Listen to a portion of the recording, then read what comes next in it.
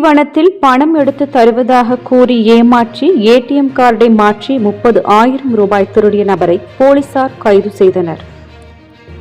விழுப்புரம் மாவட்டம் திண்டிவனம் அடுத்த ஆத்தூர் கிராமத்தைச் சேர்ந்த ஏகாம்பரம் மகன் பொன்னண்ணன் என்பவர் கடந்த 19/12/2023 ஆண்டு திண்டிவனம் நேரு வீதியில் உள்ள அரசு வங்கியில் தன் மகன் அனுப்பி வைத்த பணத்தை எடுப்பதற்காக சென்றார். அப்போது அருகில் இருந்த நபர் நான் பணம் எடுத்து தருகிறேன் என தெரிவித்தார். அதன் பேரில் பொன்னன் ஏடிஎம் கார்டை அவரிடம் கொடுத்து பின் நம்பரையும் தெரிவித்துள்ளார்.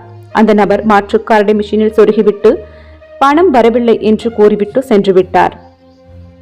பொன்னன் அந்த கார்டை எடுத்து பார்த்தபோது தன்னுடைய கார்டு இல்லை என்பது தெரிய வந்தது. உடனே அவருடைய அக்கவுண்டில் இருந்து 30,000 பணம் எடுத்ததாக குறுஞ்செய்தி வந்துள்ளது.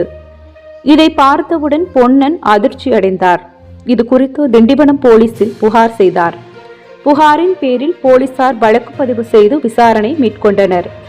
இந்த நிலையில் திண்டிவனம் உதவி காவல் ஆய்வாளர் சுதன் மற்றும் போலீசார் ரோந்து பணியில் இருந்தபோது நேரு வீதியில் அரசு வங்கி அருகே சந்தேகத்திற்கு இடமாக நின்று கொண்டிருந்த நபரை பிடித்து விசாரணை மேற்கொண்டனர்.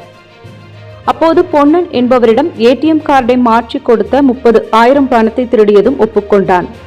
இந்த பணத்தில் 20,000 செலவழித்து கடனுக்காகவும் கொடுத்து விட்டதாக தெரிவித்தான். மேலும் விசாரணையில் தென்காசி மாவட்டம் சிவகிரி வட்டம் புளியங்குடி பகுதியைச் சேர்ந்த முகமது கனிமகன் முகமது உவைஸ் என்பது தெரியவந்தது. திண்டிவனம் போலீசார் முகமது உவைஸ் மீது வழக்கு பதிவு செய்து கைது செய்தனர். மேலும் அவனிடம் இருந்த 10,000 ரூபாய் மற்றும் 5 போலி ஏடிஎம் கார்டுகள் பறிமுதல் செய்யப்பட்டன.